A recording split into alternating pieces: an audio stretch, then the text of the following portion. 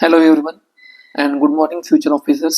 आपण एक तुमच्यासाठी येणाऱ्या UPSC आणि MPSC 2026 जी मेन्स एक्झामिनेशन आहे त्या मेन्स एक्झामिनेशन पर्स्पेक्टिव्हनं तुमच्यासाठी एक mark booster, value addition and rank decider fearless answer writing series या ठिकाणी चालू केलेली आहे, particularly with respect to the GS2. आता GS2 मध्ये याच्यामध्ये आपण काय करणार आहोत, टॉपर्स कशा पद्धतीनं त्यांचा अप्रोच असतो, म्हणजे एक्झामिनेशनमध्ये आन्सर लिहित असताना कशा पद्धतीने अप्रोच असतो, त्यानंतर कोणकोणत्या व्हॅल्यू ॲडिशन केल्यानंतर, टेक्निक्सचा उपयोग केल्यानंतर किंवा यूज केल्यानंतर पर्टिक्युलरली नॉर्मल स्टुडंटचे आणि तुमची कशा पद्धतीनं मार्कमध्ये त्या ठिकाणी डिफरन्सिएशन बघायला मिळेल. आणि त्यानंतर की कोणकोणते फ्रेमवर्क तुम्ही जर त्या ठिकाणी लिहिले, मी आन्सर रायटिंगमध्ये ज्या लेक्चर सिरीजमध्ये तुम्हाला हे प्रोव्हाइड केलेलं आहे ऑलरेडी, की कोणकोणत्या स्ट्रॅटेजीज किंवा फ्रेमवर्क तुम्ही ऑटोमॅटिकली यूज केले तर तुमचे मार्क ऑटोमॅटिकली त्या ठिकाणी वाढतील. ठीक आहे. तर पर्टिक्युलरली म्हणजे इन डिटेल्स मूव्ह होण्याच्या आधी मी तुम्हाला स्वतःचं इंट्रोडक्शन करून देतो. माझं नाव सूरज थोरात आहे.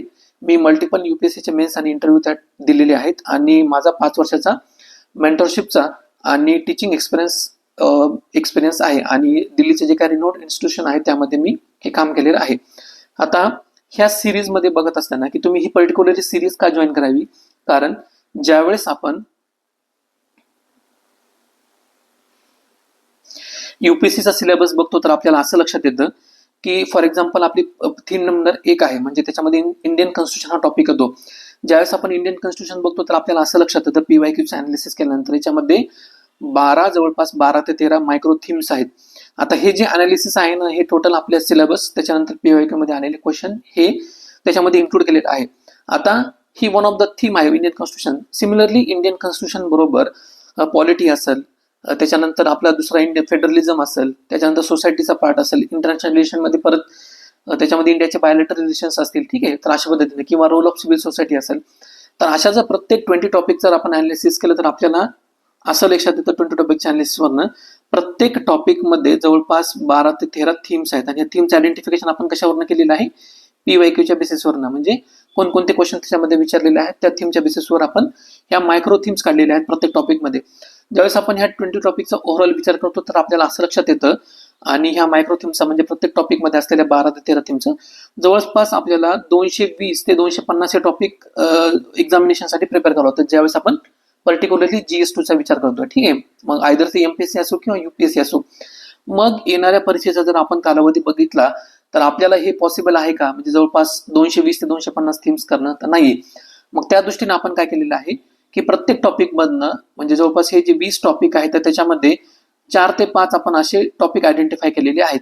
मग हे टॉपिक आपण कशा पद्धतीने आयडेंटिफाय केलेले आहेत, तर मागच्या 2 ते 3 वर्षापासून आपण काय करतोय, डेली रेडीमेड न्यूज ह्या प्रकारचं एक मॅगझिन आपण आपल्या द कन्सेप्ट बिल्डर ह्या चॅनलवर आपण टेलिग्रामचं जे चॅनल आहे त्याच्यावर प्रोव्हाइड करतोय. तर जनरली तुम्ही जर हे बघितलं, म्हणजे UPSCचा मागच्या वर्षीचा 2025 हा GS2चा मेन्सचा पेपर आहे. तर याच्यामध्ये आपल्याला असं लक्षात येतं, हे जे 20 क्वेश्चन्स या ठिकाणी प्रोव्हाइड केलेले आहेत किंवा एक्झामिनेशन मध्ये आलेले आहेत, तर प्रत्येक क्वेश्चनचा रेफरन्स म्हणजे UPSC मध्ये 20 आउट ऑफ 20 क्वेश्चनचा रेफरन्स आपल्याला या ठिकाणी बघायला मिळतो. आपला जो डेली रेडीमेड न्यूज आहे तर त्याच बेसिसवर आपण काय करण्यात आलेलं आहे की टॉपिक पर्टिक्युलर थीम्स आयडेंटिफाय केलेल्या आहेत, सब थीम आयडेंटिफाय केल्या आहेत आपल्या टोटल 20 टॉपिकमध्ये, आणि त्या थीम जर बघितल्या तर कंबाईन मध्ये जवळपास 50 ते 55 थीम आहेत. तर ह्या 50 ते 55 थीम कशाच्या बेसिसवर आयडेंटिफाय केलेल्या आहेत की मागच्या एका वर्षाच्या न्यूजमध्ये जे काही नॅशनल न्यूजपेपर आहेत, फॉर एक्झाम्पल द हिंदू असेल किंवा इंडियन एक्सप्रेस असेल किंवा लोकसत्ता असेल. ठीक आहे. म्हणजे पर्टिक्युलरली जे MPSC साठी प्रिपेअर करतात तर महाराष्ट्र स्पेसिफिक सुद्धा कंटेक्स्ट या ठिकाणी प्रोव्हाइड करण्यात आलेला आहे आणि ह्या थीम त्या पद्धतीनं फ्रेम करण्यात आलेले आहेत. सिमिलरली ज्यावेळेस आपण 2025चा MPSCचा पेपर बघतो तर आपल्याला असं लक्षात येतं की आपल्या रिसोर्सेस मधनं जवळपास हा 2025चा MPSCचा पेपर आहे GS2चा, आणि आपल्या थीम मधनं 20 पैकी हे 14 क्वेश्चन्स त्या ठिकाणी आलेले आहेत. किती? 20 पैकी 14 क्वेश्चन्स या ठिकाणी आलेले आहेत. तर ही जी प्रोबॅबिलिटी आहे क्वेश्चन येण्याची आपल्या डेली रेडीमेड न्यूज मधनं, तर ही माझा मागच्या 5 ते 7 वर्षाचा अनुभव त्याच्यामध्ये मी इन्क्लूड केलेला आहे. आणि कशा बेसिसवर आहे तर तुम्हाला मी आन्सर रायटिंग मध्ये शो करेलच की कोणकोणत्या बेसिसवर आपण ह्या थीम इन्क्लूड केलेल्या आहेत.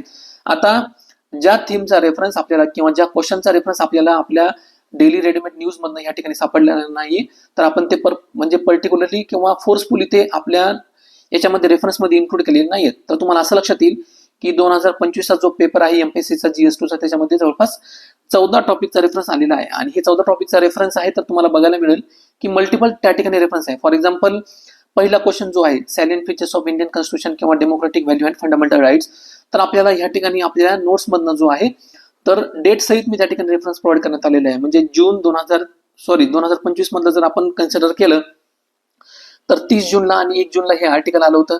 सिमिलरली आपण जून 2025, त्यानंतर नोव्हेंबर 2025, त्यानंतर फेब्रुवारी 2026, तर असं पूर्ण वर्षाचं अनालिसिस ज्यावेळेस आपण केलं तर आपल्याला असं लक्षात आलं की मागच्या एका वर्षामधनं मल्टिपल रेफरन्स त्या ठिकाणी प्रोव्हाइड करण्यात आलेले आहेत. मग तुम्ही ही सिरीज का जॉईन करावी? कारण जसं मी तुम्हाला सांगितलं, एक तर टाइमचा कन्स्टेंट त्या ठिकाणी तुम्हाला आहे की तुमच्याकडनं हे सगळ्यात थीम करणं पॉसिबल नाही. मग आपण काय केलेलं आहे की माझा रेफरन्स म्हणा किंवा माझं जे काही एक्सपिरियन्स आहे ते एक्सपिरियन्सच्या बेसिसवर की ओव्हरऑल जे आपले 20 थीम्स आहेत GS2 मध्ये, त्याच्यामध्ये आपण प्रत्येक टॉपिकमध्ये 4 ते 5 अशा सब थीम्स आयडेंटिफाय केले, ज्याला आपण मायक्रो थीम्स म्हणूया. आणि हे जर ओव्हरऑल काउंट केलं तर आपल्याला असं लक्षात येतं की आपण 50 ते 55 ह्या कॉमन थीम्स या ठिकाणी आयडेंटिफाय केल्यात किंवा मायक्रो थीम आयडेंटिफाय केल्यात.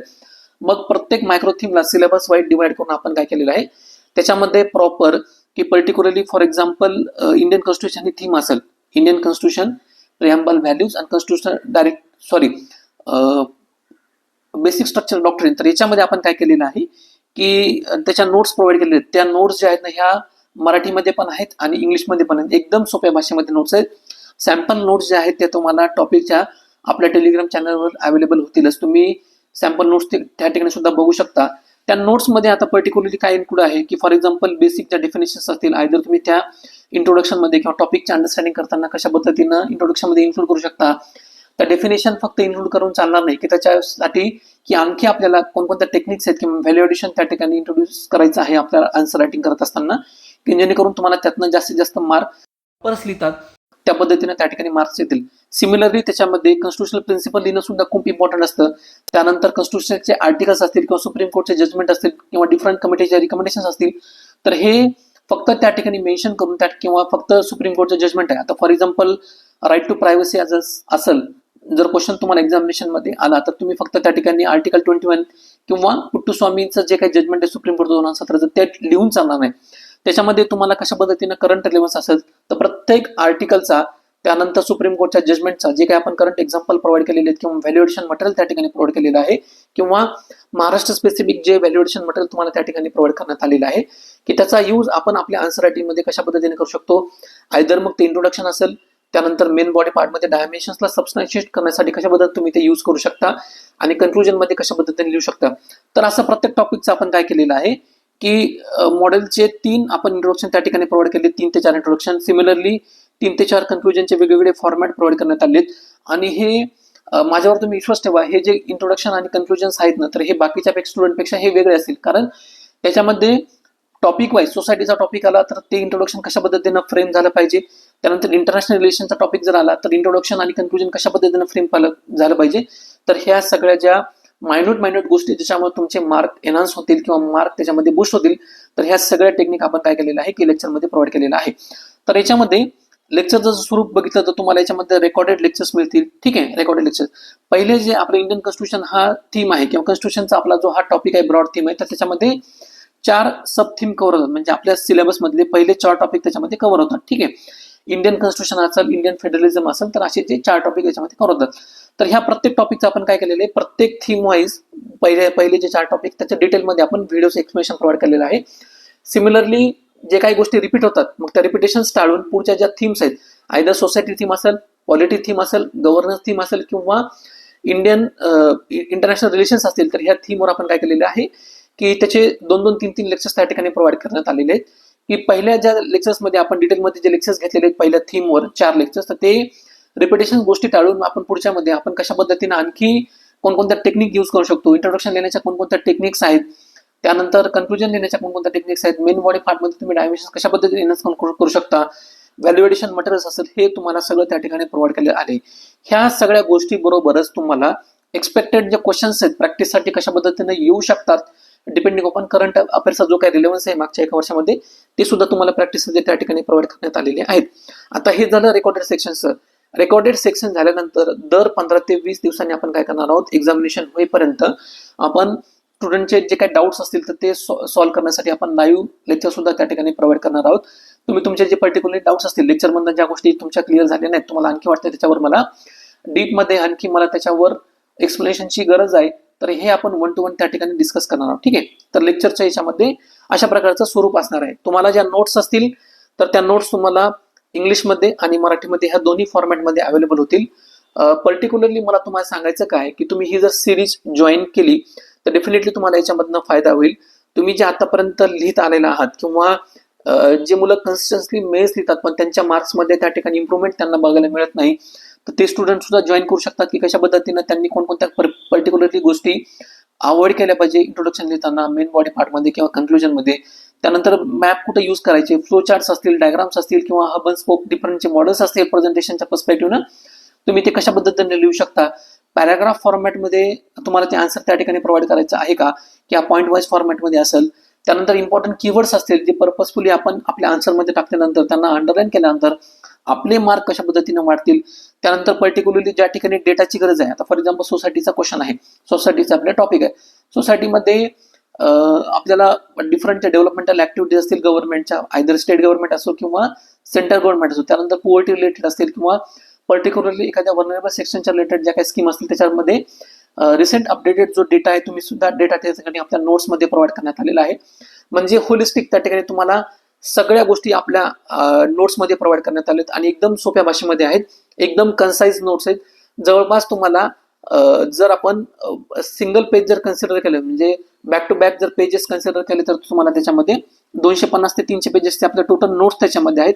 आणि पर्टिक्युलरली माझं गॅरंटीड हे आहे की लक्षात ठेवा की आपण ज्या थीम्स याच्यामध्ये इन्क्लूड केल्यात किंवा जे टॉपिक्स याच्यामध्ये इन्क्लूड केले आहेत की डेफिनेटली ते येणाऱ्या पुढच्या एक्झामिनेशनमध्ये आयदर UPSC असो किंवा MPSC 2026ची मेन्सची एक्झामिनेशन असो त्याच्यामधले आपले रिपीट होण्याचे चान्सेस भरपूर आहेत. कारण माझा जो स्वतःचा 5 ते 7 वर्षाचा एक्सपिरियन्स आहे तो, त्यानंतर आपण जे प्रूव्ह करून दाखवलेलं आहे, जसं मी तुम्हाला सांगितलं की UPSC 2025 एक्झामिनेशन मध्ये आपण जर बघितलं तर 20 पैकी 20 क्वेश्चन GS2 मध्ये आपल्या थीम्स मधनं आले होते आणि सिमिलरली MPSCचा जर आपण विचार केला तर आपल्या थीम मधनं 20 पैकी 14 क्वेश्चन त्याचं त्या ठिकाणी डायरेक्ट रिव्हर्स त्या ठिकाणी प्रोव्हाइड करण्यात आलेलं आहे. त्यामुळं डेफिनेटली तुम्ही ही बॅच जॉईन करा, तुम्हाला याच्यातनं डेफिनेटली तुमच्या मार्क्समध्ये त्या ठिकाणी इम्प्रूव्हमेंट बघायला मिळेल. तुमचे जर आणखी पर्टिक्युलर काही डाऊट्स वगैरे असतील तर मी कॉन्टॅक्ट डिटेल्स सुद्धा तुम्हाला या व्हिडिओच्या डिस्क्रिप्शन बॉक्समध्ये प्रोव्हाइड करण्यात आलेलं आहे आणि कशा पद्धतीनं आपले सिरीज असणार आहे ते सुद्धा त्याच्या रिलेटेड डिटेल्स जे असतील ते तुम्हाला आपल्या डिस्क्रिप्शन बॉक्समध्ये प्रोव्हाइड करण्यात आले आहेत. तर नक्की तुम्ही सॅम्पल नोट्स त्या ठिकाणी बघा कशा पद्धतीने आहेत आणि तुम्हाला याच्यामधनं डेफिनेटली त्या ठिकाणी फायदा होणार आहे. Thank you so much.